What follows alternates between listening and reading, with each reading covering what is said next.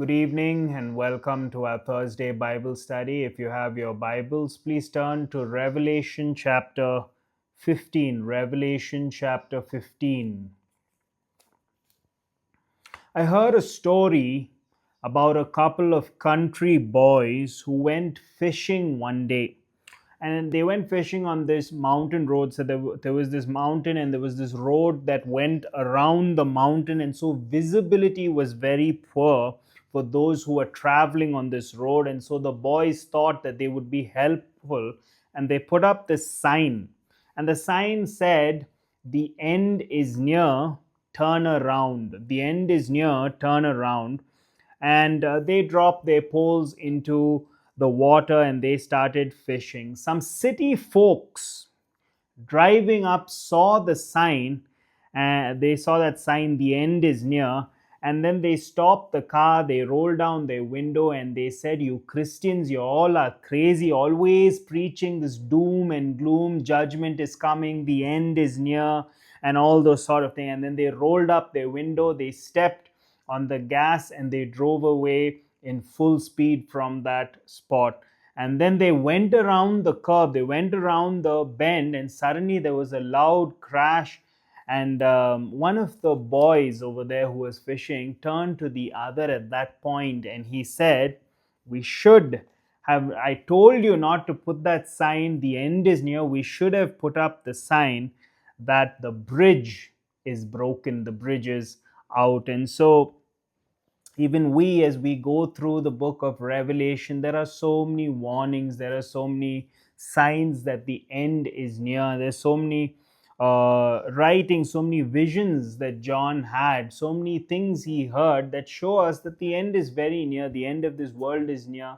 You look at the current events, all those things, all those signs point, even when you take Jesus's words in Matthew 24, everything is pointing towards the end, the fact that we're very close to the end. And still sometimes during our daily life we tend to put off that thought. We think that we take things for granted, we become a little bit lax in the way that we live our lives. So we need to constantly remember that the end is near. Even when the disciples wrote almost 2000 years ago, even at that point they were saying that the end is near. So the return of Christ, the rapture of the church, all that is imminent. It can happen at any time, and we've truly come now to the very end, and we're truly living in the last days. And Jesus said, when we see these signs, we must lift up our heads because our redemption draws near. So for us as Christians, there's nothing to worry about, but we must understand that time is short and we must make the best use of our time. Let me begin by reading verse 1 of Revelation chapter 15. It says, "Then I saw another sign in heaven."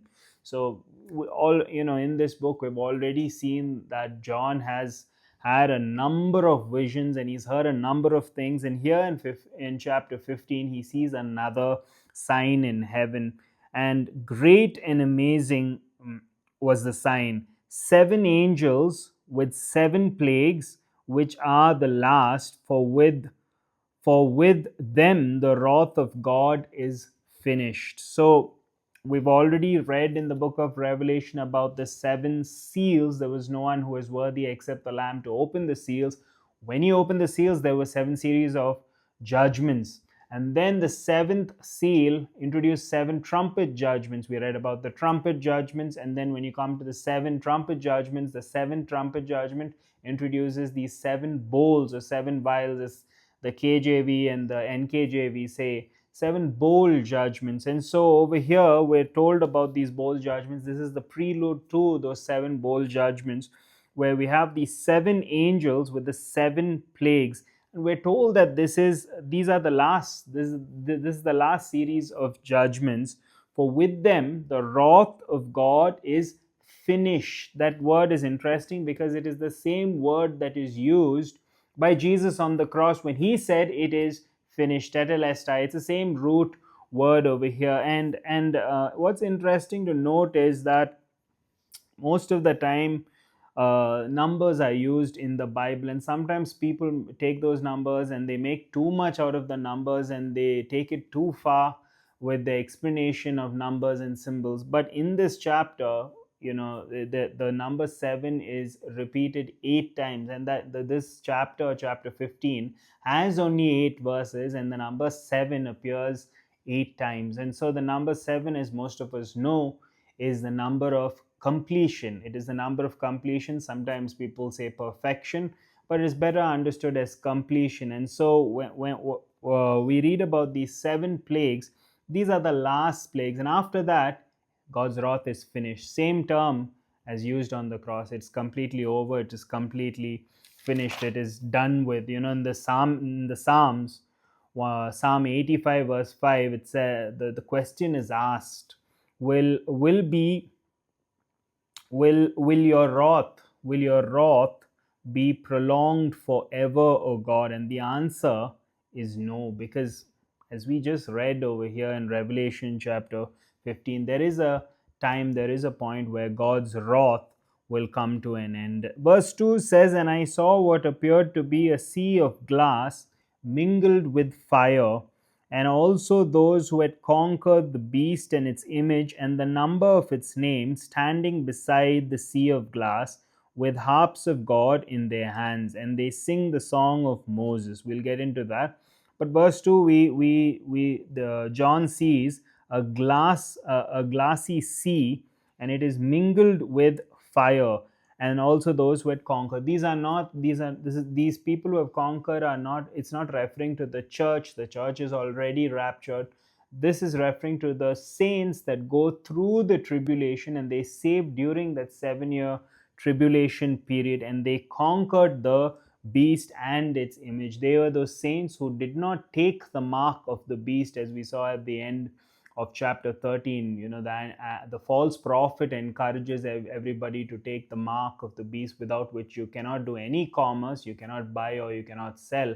But these are the tribulation saints who endured to the end, and then they were martyred for their faith. And now from the viewpoint of those who were living on earth, when these people were martyred, when they were murdered, lynched for their faith, it may have seemed very unjust. They may have said, "Oh, so sad, they should have taken the mark of the beast. Their lives would have been spared. They could have gone on to live like this." But not so from the vantage point of heaven, because over here it says, from God's viewpoint, from God's vantage point, from heaven's viewpoint, these are conquerors. They conquered the beast and its image, and they go on to sing a song. And of course, each one of them are given a harp. It seems like they're given this harp from God. So again, that whole idea, I've said it before, but the whole idea of people playing with harps in heaven isn't too far-fetched. Sometimes we say that we think that when we go to heaven, all of us will be floating on clouds playing harps, but it's not a very far-fetched idea, because there are harps,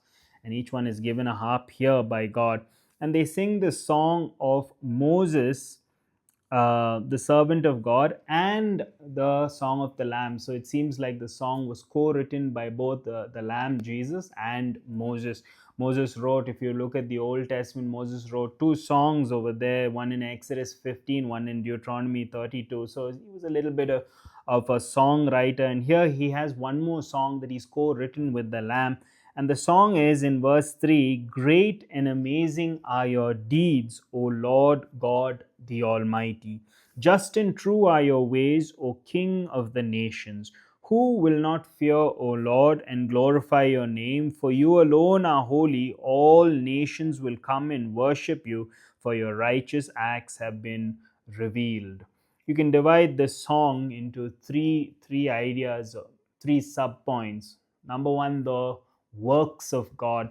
Number 2, the ways of God. And number 3, the worth of God. And the worth of God is his worthiness is closely connected with the word worship. And so, great and amazing are your deeds, O Lord God Almighty. His works, whenever we think of, whenever we recollect, we see how great God is, all the different things that he's accomplished in our life. Like songs like "Count Your Blessings" remind us of all the wonderful deeds that he's already done. We can recollect and we can testify to that. And number 2, his ways.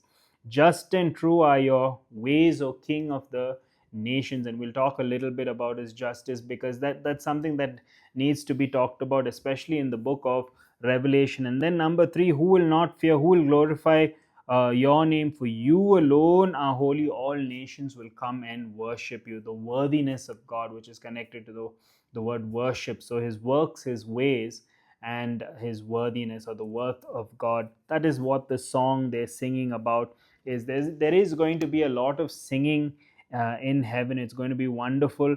It's going to be filled with a lot of music and worship. And then John says, after this, I looked, and the sanctuary of the tent of witness in heaven was open, and out of the sanctuary came the seven angels with the seven plagues, clothed in pure bright linen, with golden sashes around their chests. And one of the four living creatures gave to these seven angels seven golden bowls full of the wrath of God, who lives forever and ever. And the sanctuary was filled with smoke from the glory of God and from his power, and no one could enter the sanctuary until the seven plagues of the seven angels were finished. So that phrase, the sanctuary of the tent of witnesses, it refers to the Holy of Holies where the Ark of the Covenant is. And then we read about these seven angels over here, and you read about their description. It seems like they were priestly angels because they had these golden censers, they had these golden sashes of around their chest. And one of the four living creatures are around the throne of God, attending to God. One of the four living creatures give them the seven bowls, the golden bowls full of God's wrath. And then it's very interesting that verse 8 says, and the sanctuary was filled with smoke, a scene that was which existed in the Old Testament. You can read about it. Moses at one point could not enter. Then some of the priests of Solomon in the book of Kings could not enter because the glory, the smoke of God filled the temple. And over here in verse 8, it says pretty much the same thing. It says, the sanctuary was filled with the smoke from the glory of God and from his power, and no one could enter the sanctuary until the seven plagues of the seven angels were finished. So, during this final outpouring of God's wrath, it seems like there is an unwillingness from the part of God to be distracted by anybody who might be potentially saying, Lord, maybe stop the plagues, or potentially pleading for mercy. It may suggest that from this point onwards, the doors of salvation have been closed. It seems like the doors of heaven from this point have been shut. I mean, God kept these doors right open right up till the very end. If you remember in chapter 14, we even read about those angels that were preaching the gospel, the angel that gave the warning, and so on. So from this point on in the book of Revelation, it seems like the opportunity of salvation is no more there. The tribulation saints have been rescued. It's a very somber moment, a very holy moment, a very serious moment. And some scholars say that behind all this smoke is the heart of God weeping, just like Jesus was weeping for the city of Jerusalem when he was on his way to the cross.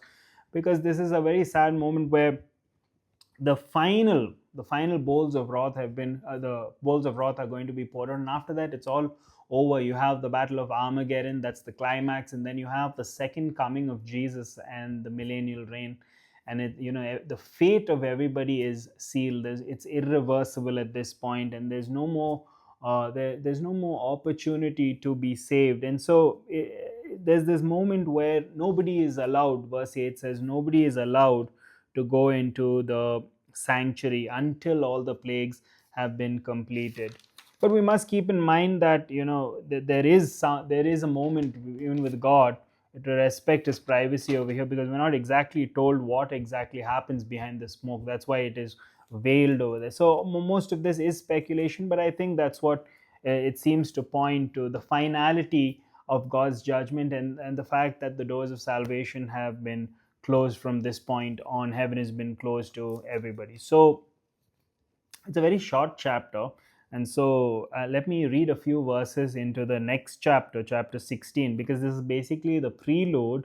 But then if you go into chapter 16, the bowls are going to be poured out. And even in chapter 15 we read, it says in that song of Moses and the song of the Lamb that God is a just God. It says, just and true are your ways. And so That is something that we have to be very mindful of in the book of Revelation. There are times in our lives where we read about something, we read about some injustice, and we think God should have come through in a much more stronger way. I hope the evildoers are punished in a much more stronger way. And sometimes we want Him to be more just and take extreme measures. And there are times we might go the other way and we'd say maybe God was too severe in His judgment, maybe God was too harsh in His judgment. But as we read the book of Revelation, it constantly keep in mind that his ways are just.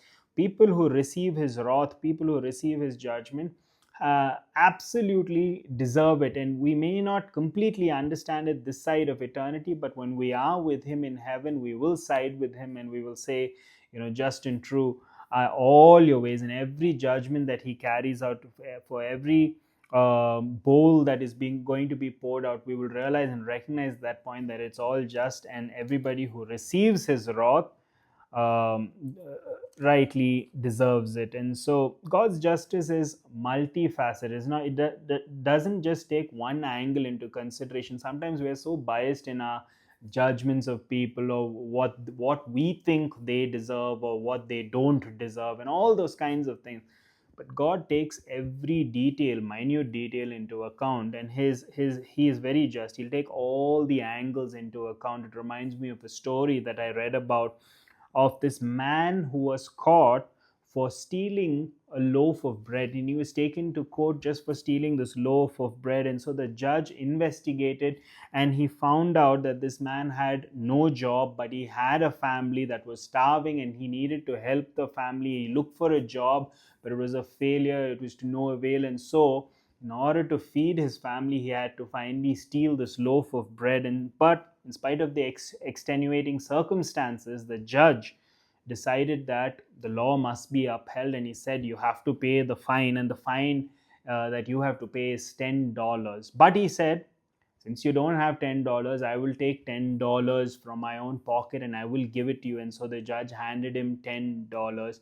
And so now the thief has $10 to pay the fine with. But once he gave it into the thief's hand, he says, I now remit the fine. Now I'm going to cancel the fine, and you no more have to pay the fine. So now the thief has 10 extra dollars in his pocket. And then he goes on. The judge says, I'm also going to order everybody in this court to pass a hat around or a basket around, and each one of you have to give a fine of 50 cents. Because how are you all living in a city where a man has to steal in order to feed his family? I mean, you all should have all done something about it.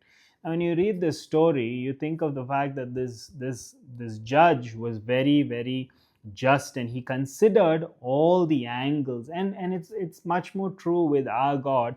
Even as you read through the book of Revelation, you read about all the judgment, you read about all the plagues, that we're going to read about the plagues now, read about all this. He is a just God, and at the end, and he's exercised so much of patience. He's been so long suffering with all of humanity, but at one point, finally, when he decides, then the time will run out. The opportunity, the door of opportunity, the window of opportunity is closed, and there's no more opportunity for salvation.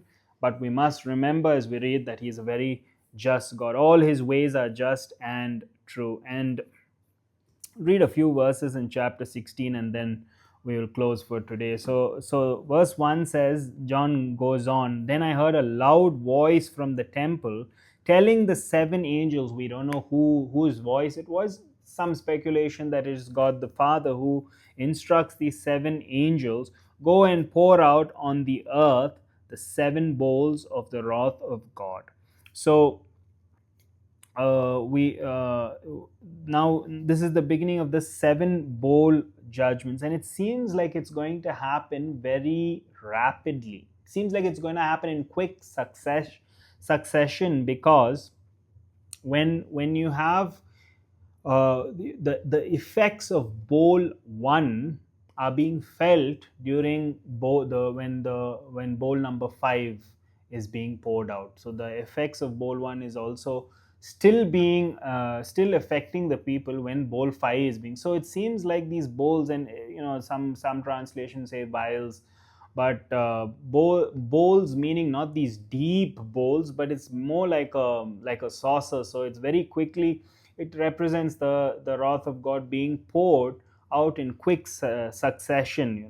They're instructed to pour out the seven bowls, and they do it very, very quickly, very, very rapidly. And so bowl number one summary is basically that there are ugly and painful sores that break out on all those who have the mark of the beast.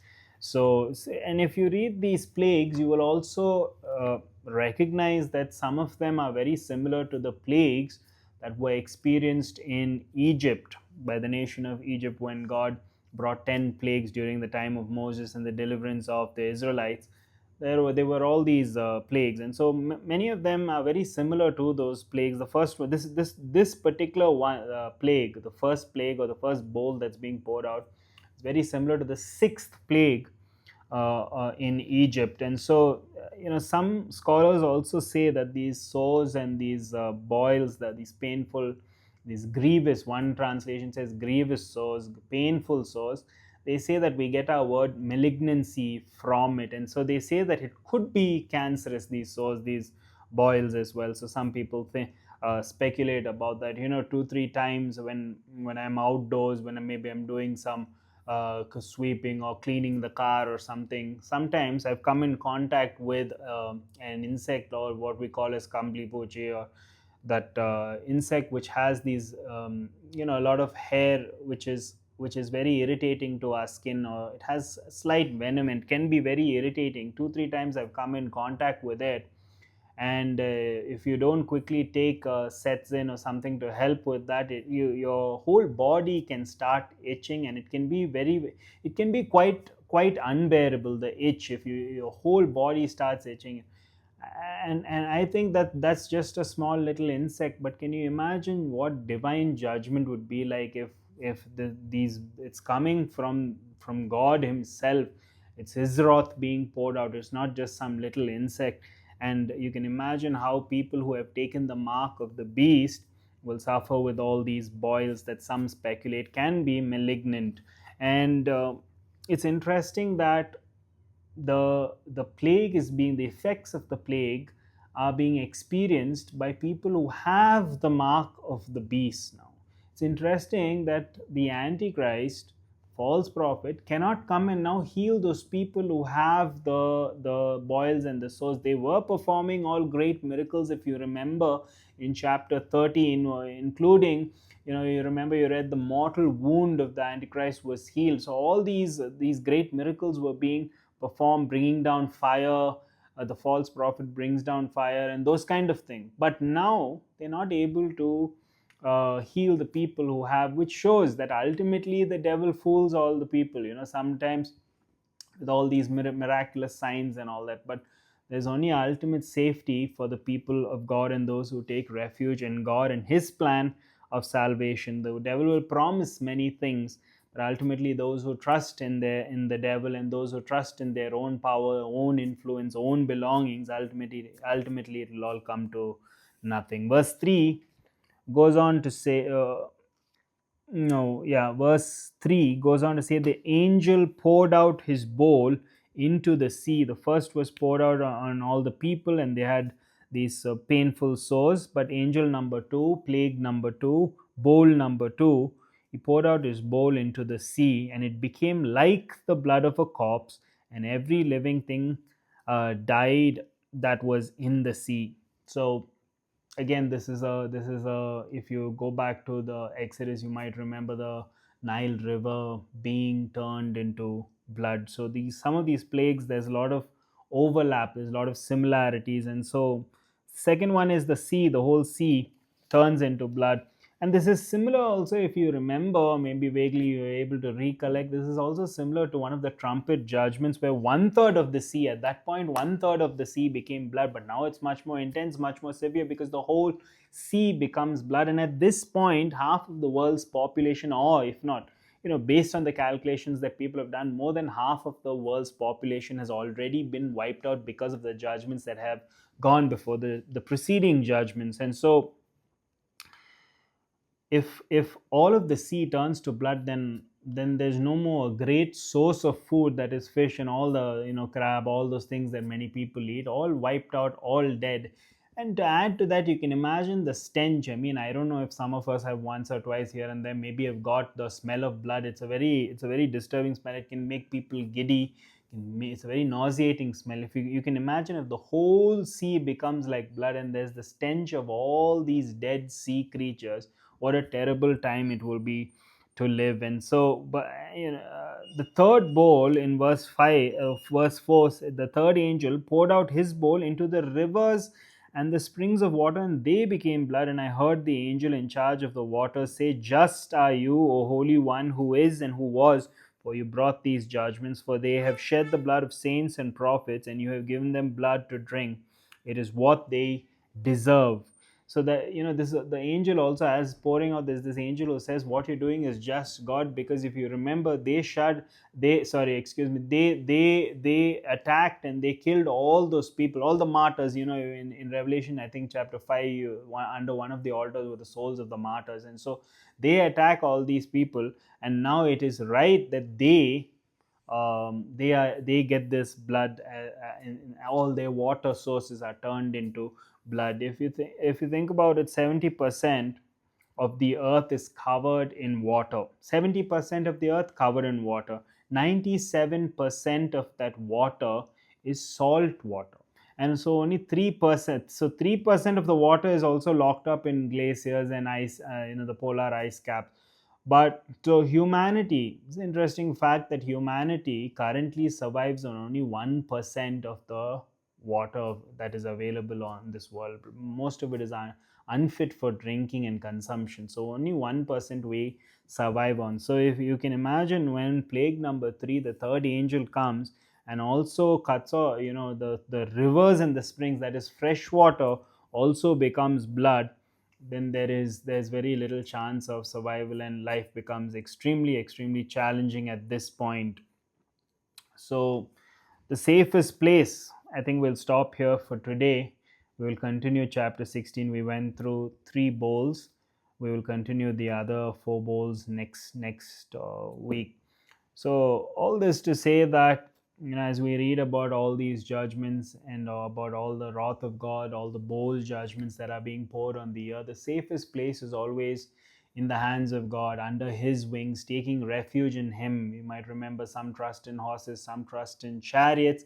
At this time, some will be trusting in the Antichrist for deliverance, but only those who put their faith, their hope in God, their trust in God, will be safe.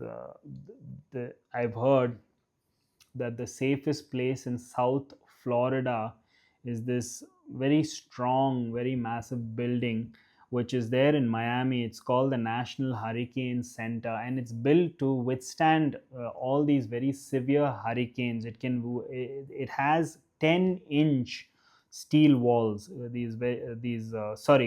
concrete walls, 10-inch thick, and it's they spend a lot of money, $5 million, to build it, because when everybody else has been given orders to evacuate, when the hurricanes are coming, they can go and take shelter, they can leave the place and go to some other place. There are a few group of people who are working directly in connection to weather and giving out storm warnings, who have to stay back in order to monitor the conditions. And so they built this National Hurricane Center in Miami, to keep these people protected during this time with these huge walls, and it can withstand winds till 200 kilometers. So they're very powerful winds, and yet this building will stand strong during this time. So for these people, and likewise it is for the people of God who take shelter in His word, in His promises, trusting His plan of salvation, trusting in the finished work of His Son. We are safe even from the wrath of God, even from these bold judgments, because we as the church are not appointed to wrath, but we are going to be delivered by God, and we are kept safe by Him, even while all these people, the people who blaspheme God, the people who do not trust in God's Son, will be punished, and they will experience His wrath and His judgment. So we praise God that He is a just God. All His ways are just, all His ways are true. That is Revelation chapter 15 and a little bit of chapter 16.